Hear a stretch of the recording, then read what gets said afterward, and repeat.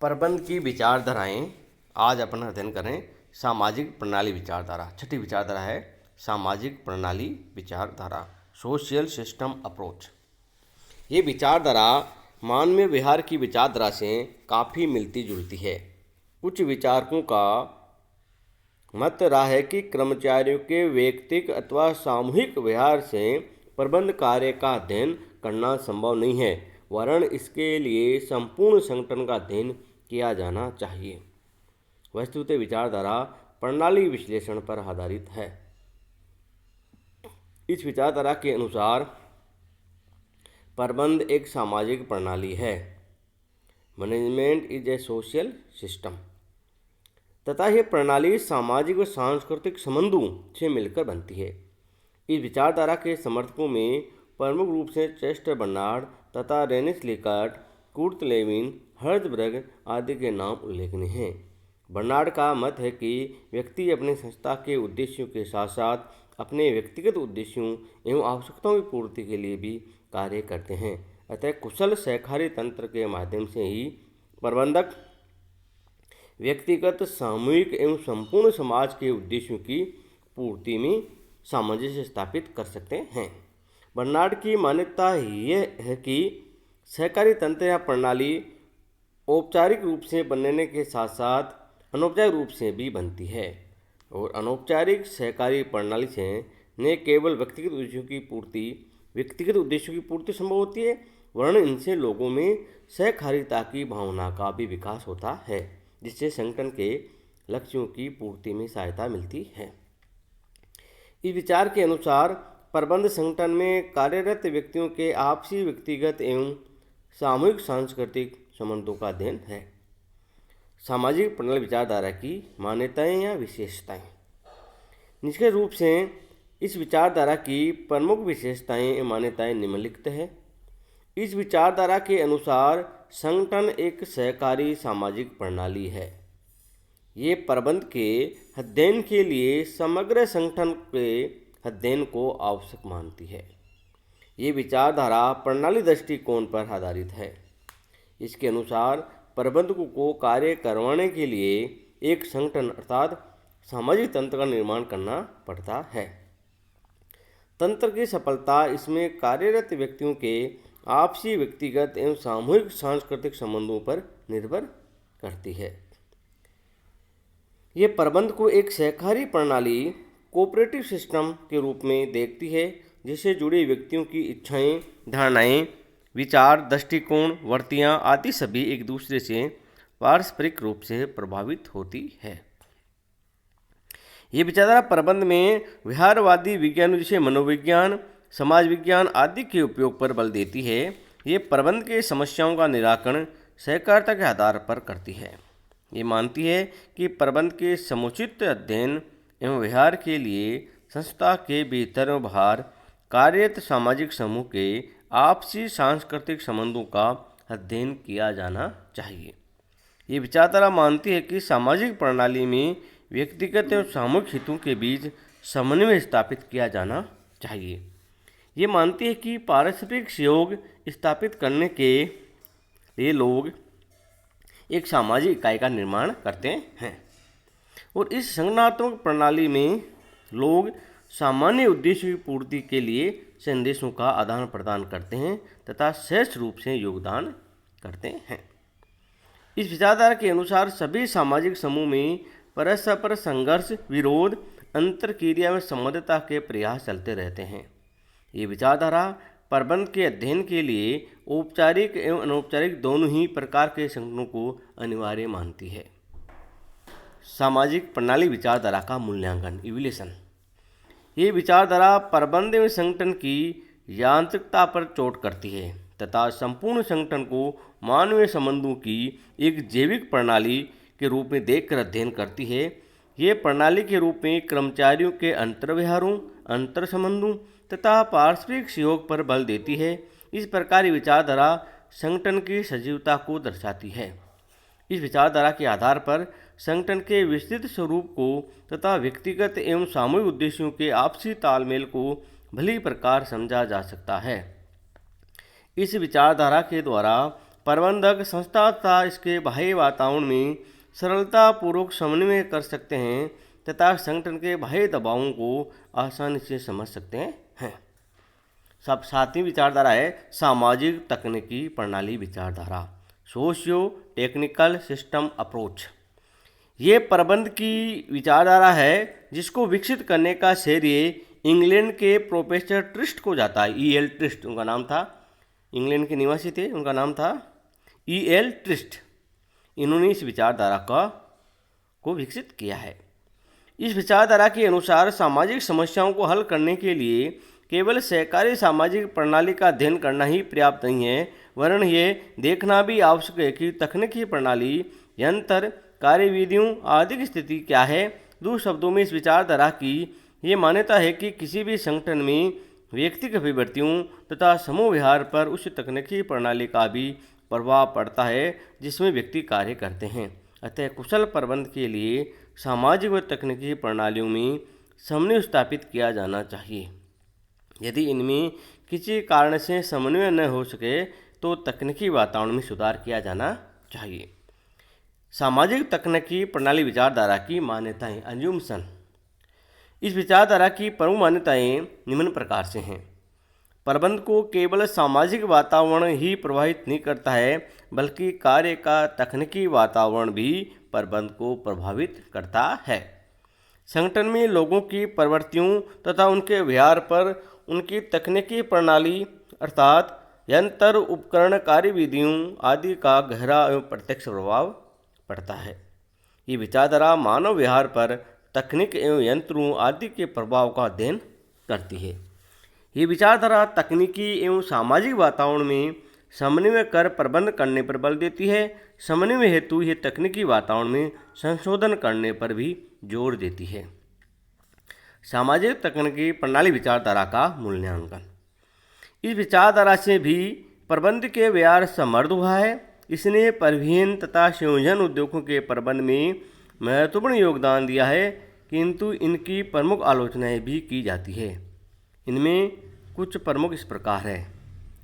तकनीकी वातावरण केवल पर्यवेक्षी या परिचालन स्तर के प्रबंध को ही अधिक प्रभावित करता है, ये उच्च प्रबंध को बहुत अधिक प्रभावित नहीं करता है। प्रबंध समन्वय हेतु तकनीकी वातावरण में परिवर्तन करना बहुत कठिन होता है। यह आवश्यक नहीं है कि तकनीकी वातावरण सदैव मानव व्यवहार को प्रभावित ही करे।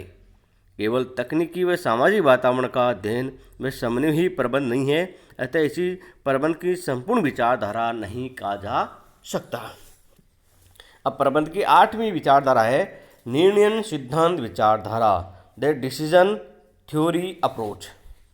प्रबंध की यह विचारधारा प्रबंध को एक निर्णय प्रक्रिया के रूप में देखती है। इसके अनुसार निर्णय लेना प्रबंध का एक आधारभूत कार्य है तथा निर्णय प्रबंध का केंद्रीय भाग है। Decision making is the core of management. दूसरे शब्दों में इस विचारधारा के अनुसार प्रबंध निर्णय प्रक्रियाओं का एक जटिल जाल है। Management is a complex network of decisional processes. इस विचारधारा के कुछ समर्थकों द्वारा केवल निर्णयों का अध्ययन किया जाता है। कुछ समर्थक निर्णय प्रक्रिया का अध्ययन करते हैं, किंतु कुछ समर्थक निर्णय प्रक्रिया को विस्तृत रूप से देखते हैं तथा उन परिस्थितियों एवं व्यावहारिक पहलुओं का अध्ययन भी करते हैं जो निर्णय प्रक्रिया को प्रभावित करते हैं। इन पहलुओं में संस्था के लक्ष्य, संचार व्यवस्था, कर्मचारी अभिप्रेरणाएं, कर्मचारियों के आपसी संबंध, सामाजिक मूल्य आदि सम्मिलित है। इनसे संस्था के निर्णय प्रभावित होते हैं। इस विचारधारा को विकसित करने में कुछ प्रतिष्ठित अर्थशास्त्रियों के अलावा Herbert Simon, Chester Barnard, James G March, W Forrester, Richard Carritt आदि विद्वान प्रमुख हैं। इस विचारधारा में निर्णय मॉडलों तथा परिमाणात्मक विधियों पर अधिक बल दिया जाता है।